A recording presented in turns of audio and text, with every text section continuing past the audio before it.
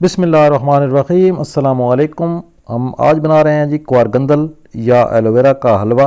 बनाना बहुत आसान है और बहुत मज़े की डिश है, साथ साथ बहुत सारे फ़वाद भी हैं इसके।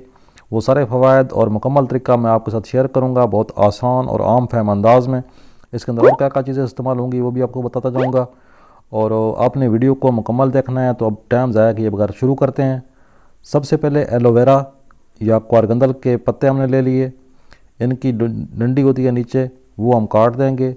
पत्तों को हमने अच्छे तरीके से धो लिया था और ये तकरीबन 7 से 8 पत्ते हैं और वज़न जो है इनका तकरीबन 2 किलो के करीब बनता है। तो ये इनको हम इस तरीके से इसका छिलका उतारेंगे पहले, और हमें चूँकि इसके अंदर जो पल्प है सिर्फ वही चाहिए। इस तरीके से इसका हम छिलका उतार लेंगे, आहिस्ता आहिस्ता उतारेंगे। और छिलका उतारने के बाद हम इसके अंदर से पल्प निकालेंगे। एलोवेरा के बहुत सारे फ़वाद हैं, आप यूट्यूब पर सर्च कर सकते हैं या किसी बुक में पढ़ेंगे तो इसको आपको महसूस होगा कि बहुत काम की चीज़ है और बहुत फ़ायदेमंद चीज़ है। तो इस तरीके से छिलका उतारने के बाद हम चम्मच की मदद से इसके अंदर जो पल्प है या जो गूदा है इसका वो निकालेंगे। ये एक शीशा नुमा गूदा होता है जो बहुत चिकना होता है और बहुत कड़वा भी होता है साथ साथ, लेकिन हमारा जो हलवा है वो कड़वा नहीं बनेगा इंशाल्लाह।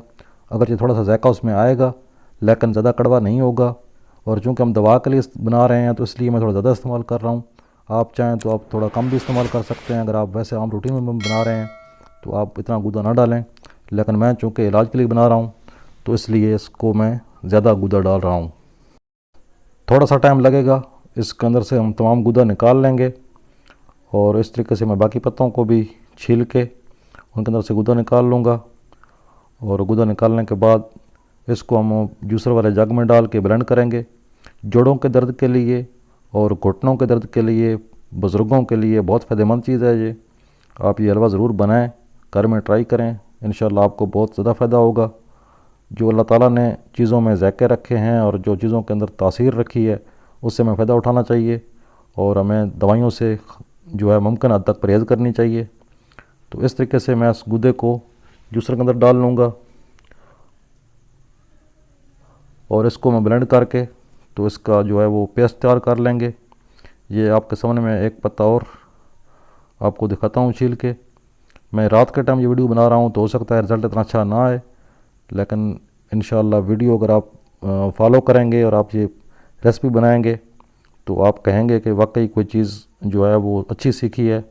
अगर चैनल पर नए हैं चैनल को सब्सक्राइब कर लें और वीडियो को लाइक ज़रूर कर दिया करें। इस तरीके से हमारा जो है वो पल्प वो एक जूस की शक्ल में तैयार हो जाएगा।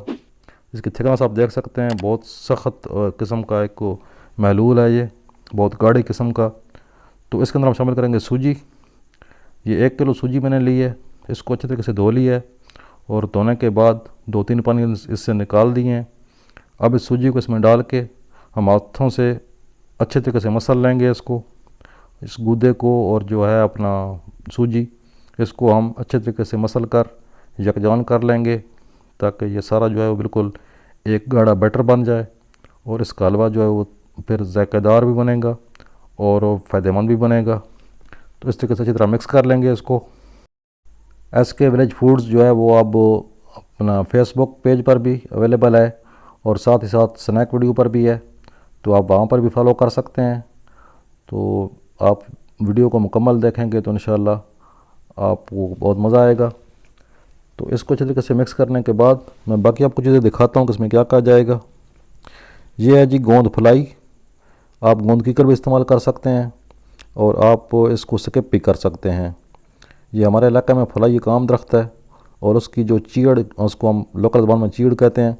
ये फलाई के दरख्त के अंदर से एक रस निकलती है जो बाद में सूख कर इस शक्ल में आ जाती है। ये कीकर की भी होती है और फलाई की भी होती है, पंसार की दुकानों से आम मिल जाती है। ये चूँकि एक पत्थरनुमा होती है तो उसको हम कूट लेंगे अच्छे तरीके से। आप चाहें तो आप इसको अपना मिसाले वाली डब्बी में पीस सकते हैं, लेकिन मैं सारा काम देसी तरीके से ही करता हूँ। तो इसको हम पीसने के बाद अच्छी तरह छान लेंगे और छान कर जो इसका बारीक आटा है सिर्फ वो शामिल करेंगे। उधर हमने जो सूजी तैयार की है अपना क्वारगंदल वाली सूजी, उसके अंदर हम शामिल कर देंगे ये आटा भी और इसको अच्छी तरह से मिक्स कर लेंगे ताकि ये भी जो है अच्छी तरह हल हो जाए और उसके अंदर यकजान हो जाए। तो बुज़ुर्गों के लिए और ख़ास तौर पर जो हमारी बड़ी उम्र के बुज़ुर्ग और मर्द और ख़वातीन होते हैं उनके अक्सर घुटनों में, कमर में, जोड़ों में दर्द रहता है, पट्ठों का खिंचाव रहता है, उसके लिए बहुत अक्सर चीज़ है ये। इधर हम चाश तैयार करेंगे। ये चीनी है 1 किलो, 1 किलो सूजी थी तो उसके अंदर हम 1 किलो चीनी इस्तेमाल करेंगे। इस चीनी के अंदर 1 प्याली पानी डाल के तो इसको हम पहले चीनी को अच्छी तरह से मेल्ट कर लेंगे ताकि चीनी घुल जाए। अब चीनी घुल चुकी है। अब इसमें शामिल करेंगे देसी घी। ये मेरे पास देसी घी है, ये तो बन जाएगा आधा किलो और मैं अंदाजे से ही डालूँगा इसके अंदर। तो इसको डालने के बाद अच्छी तरह मिक्स करेंगे और इसकी चाश्त पकाएंगे। चाश्त आपको अपनी पसंद पर है कि आप कितनी इसका कलर देना चाहते हैं। अगर आपको सफ़ेद हलवा चाहिए तो आप चाश्त को थोड़ा पकाएं और अगर ज़्यादा कलर आपको चाहिए तो आप उसको थोड़ा ज़्यादा देर तक भून लें। 5 से 6 मिनट के बाद चाश्त की ये शक्ल बन जाएगी। अब इसमें डालेंगे नमक वाला पानी। ये 1 चम्मच नमक है और 2 चम्मच पानी है। इसको मिक्स करके चाश के अंदर डाल देंगे। इससे जो है इसका बहुत निखार आता है। ये 4 अदद सब्ज़ इलायची है, इसको तोड़कर हम सूजी के अंदर शामिल कर देंगे और अब सूजी उठाकर हम शामिल करेंगे चाश्त के अंदर। चाश्त हमारी बिल्कुल तैयार है और साथ साथ चमचा हम चलाते जाएंगे ताकि इसकी गुठलियाँ ना बने। आप चाहें तो आप मैदे में पका सकते हैं और सूजी मैं इस्तेमाल कर रहा हूँ तो सूजी का भी बहुत अच्छा बनता है और बहुत फ़ायदेमंद चीज़ है। इसके और भी कई तरीके हैं हलवा पकाने के। अगर आप दोस्त कमेंट करेंगे तो मैं आपको दूध में पका कर दिखाऊँगा। यही जो है कारगंदल या एलोवेरा, इसका हलवा दूध में पकता है और वो इससे भी ज़्यादा फ़ायदेमंद है, लेकिन दूध मेरे पास अवेलेबल नहीं था तो मैं सूजी में पका रहा हूँ। अब यहाँ से जो है इसका असल काम शुरू होता है। जो असल इसकी पीटी है या असल जो इसकी वर्जिश है वो यहाँ पर होती है कि इसको बहुत देर तक पकाना पड़ता है ताकि जितना एलोवेरा है, क्योंकि एलोवेरा बहुत एक कड़वी चीज़ है और उसको मीठा करने में टाइम लगता है, इसकी बुनाई करने में। तो इसको कम से कम आधा घंटा से 40 मिनट तक जो है इसको पकाना पड़ता है और इस दौरान मुसलसल चम्मच चलानी पड़ती है ताकि ये कढ़ाई के नीचे भी ना लगे। और लगातार पकाते हुए और हिलाते हुए आधा घंटा से 40 मिनट तक हम इसको पकाएंगे और फिर जो है ये हमारा हलवा जाकर तैयार होगा। और ये हलवा इस्तेमाल का तरीका ये है कि आप सिर्फ सुबह के टाइम इस्तेमाल करेंगे गर्मियों में, और अगर सर्दियाँ हों तो आप 2 टाइम भी इस्तेमाल कर सकते हैं, सुबह शाम इस्तेमाल कर सकते हैं, लेकिन गर्मियों में सिर्फ 1 टाइम ही इस्तेमाल करें।